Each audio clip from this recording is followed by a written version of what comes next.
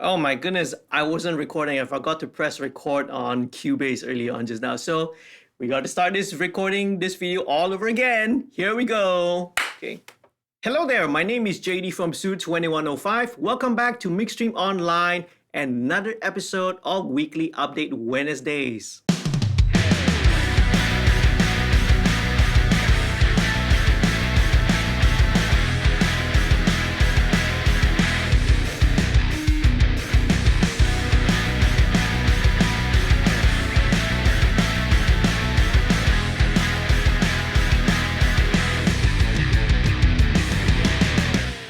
First of all, a warm welcome to all the new viewers and a big shout out and a thank you to all the patrons who help to support the channel financially. If you're new to this channel, please head on down and click on the subscribe button. That will really be great and be awesome. Don't forget to click on the notification bell so that you'll be updated every time I put out a brand new video. Sign up for the email list at bit.ly/mixstreamonline. When you sign up for the email list, you get a bunch of free stuff, okay? Right, for example, my personal snare drum libraries and also my reverb IR library. If you want to support the channel, if you want to support the creation of content on this channel financially, you can do so by signing up to become a patron. Head on down to my Patreon website, www.patreon.com/studio21005. Patrons get special perks and benefits. For instance, right, one-on-one personal tutoring and mentoring sessions.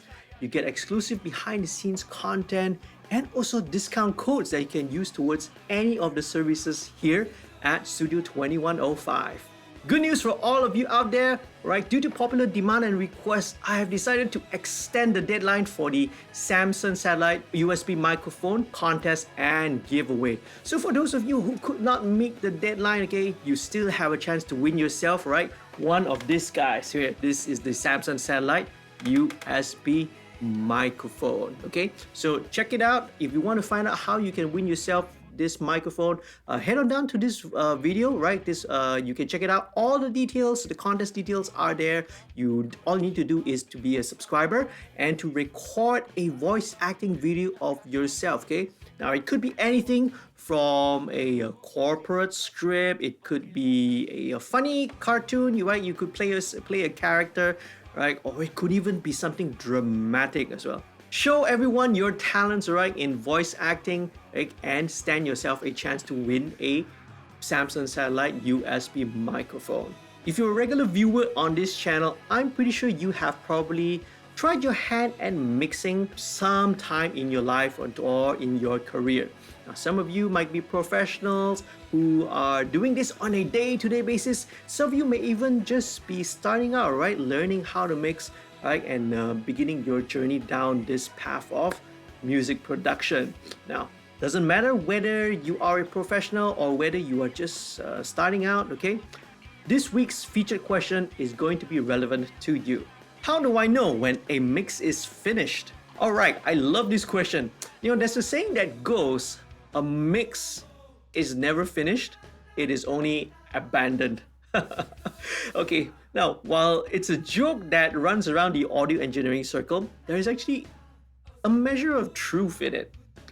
Now, in the earliest days of recording, right, when recording technology was still in its infancy, you know, mixing was part and parcel of the entire process, right? It's not a separate thing or a separate event or process like we know of it today. You would go into the studio, you set up the microphone, you get the singers, you get the musicians, right? You rehearse, you record, and bam, straight away it would be printed onto tape or pressed onto a vinyl record in one day itself. And then before the development of mix automation, mixing was always kind of considered a one-time event. Once you did a mix on an analog console and you printed it to tape, you know, there was really no way to duplicate the exact same results.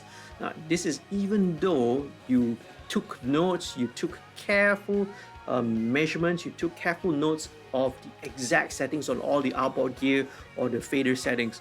Before we had mix automation and before we had digital systems, right, there was no way to get a 100% like similar accurate mix what you did previously. Fast forward, come to the 21st century and the advent of the D8W, right? We now have the ability to recall, right, any recording or any mix session perfectly 100%, okay? Now, that's a good thing and that is a great thing, right? It really, really helps with the workflow. But with that, it comes a curse as well. There's a curse that comes along with it, right? And that is the curse of limitless options, of deferred decisions, right? Not committing to sounds and recording decisions. And then when it comes to mixing, you have the endless tweaking and the mixing revisions. Okay, right? That is the bane of every engineer nowadays. So how does one know when a mix is finished? Here are 5 tips that I would use on every mix. Number 1, the goal of every mix is to elicit a physical and emotional response from the listener, right? That's the goal of the songwriter, the artist, the performer, the producer, the engineer. They want to get a response, an emotional response from you when you listen to the song. Now, whether that response is a positive or negative one, whether it makes you love the song or it makes you hate the song, okay? That's besides the point, right? The goal is always to trigger a response from the listener. How would I describe it then? The indicator in this case is, I would explain and describe it as a kind of a feeling when I get that irresistible urge to sing along with the song, right? To sing along with the words and the melody of the song. I find myself that I will start tapping my feet, all right? Can't see my feet, but I'm tapping my feet, bobbing my head, nodding my head along to the music, and sometimes even getting out of my chair and dancing around this control room. Trust me, that happens, okay? Sometimes when I'm really, really feeling a mix. When that happens, I am pretty sure, okay, that I am, if I'm not done or finished with the mix, I know I'm pretty darn close towards it. The same indicator, the same thing can also be applied, right, when the client comes in for the listening session, okay? Right, same thing. Watch for their physical and their emotional responses. See if they start bopping their head, nodding their head. Look for these kind of physical indicators. If you see them doing that, you can be pretty sure that you've pretty much almost hit the nail on the head.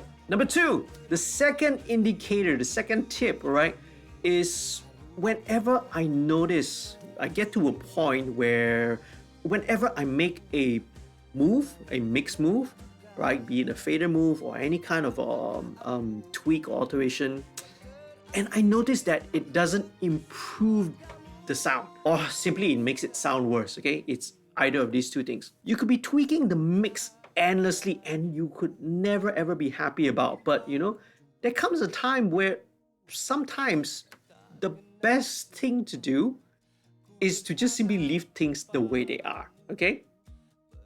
My third tip is to listen to the mix on multiple playback systems outside of the studio. The most famous method is the car stereo test, okay, where you listen to it in your car sound system, but you can always expand this, right, to include different types of speakers, headphones, or different types of listening systems, okay? Now, I listen to my mixes on no less than 7 different types of systems, 7 different ways. Okay, I have the big full range Cali LP8s, I have my smaller Yamaha NS10s, I even got a small Samsung and Logitech desktop speakers, headphones, in-ears, right, when I'm driving, okay, and then finally when I get home, I would listen to that, I would listen to the mix even on TV speakers. So if it translates well, if it feels great, you get that same physical and emotional response every time you listen to it, no matter what kind of system you're listening to, you know that your mix is pretty much there. Number 4, look at the big picture. It's very helpful and useful to step away from the mix, right? Step away from the mixing session, take some breaks and come back to it, a couple of hours later, maybe later in the day. Or, perhaps, if your schedule and the deadline allows it, come back to it the following day, listen back to it. Now, if it still holds up, bravo, okay? Your mix is done. Last but not least, tip number 5. turn off the monitor screens when listening to the mix. See, the human brain is very easily deceived and distracted by, external stimuli. Okay, like in this case, right, the bright, flashy user interface of the screens, right? You have all the meters that are jumping around, the faders that's moving up and down, the graphics that's flashing here and there, flashing lights and all that. All of this only serves to distract the brain from what really matters, right? Which is listening to the mix. This, right, is also the kind of same reason why the visual factor plays such an important part of the live music experience, okay? So much so that, I'm sure you've been to a gig or you've been to a show where you watch a singer or a band or in a venue where the sound system, right, may not be that awesome, may not be that great, but yet because of the combination of the visual experience, and of course, right, the awesome performance and the energy that's coming from the performer, you could still have an amazing experience even though sound may not be that great. I learned this trick many years ago, right? So whenever I have clients over to listen to the mix, I would switch off my computer screens. I would have them sit down here in front, right, in the sweet spot in front of the mono speakers, and make sure I turn off the screens. Guess what, right? The number of comments, feedback, and requests for changes to the mix, right, fell way below half. Okay, so literally the amount of requests to change and tweak this, tweak that, okay, literally fell by 50%. And I would confidently, I would say it got as high as 80% of the time. Okay, right? All this, right, just from this one thing that I did, which is to switch off the monitor screens. Have the client sit down in front of the monitor speakers, listen intently, listen very carefully without any of the distractions. Let them be able to focus on the mix itself. So those are my 5 tips towards finishing a mix.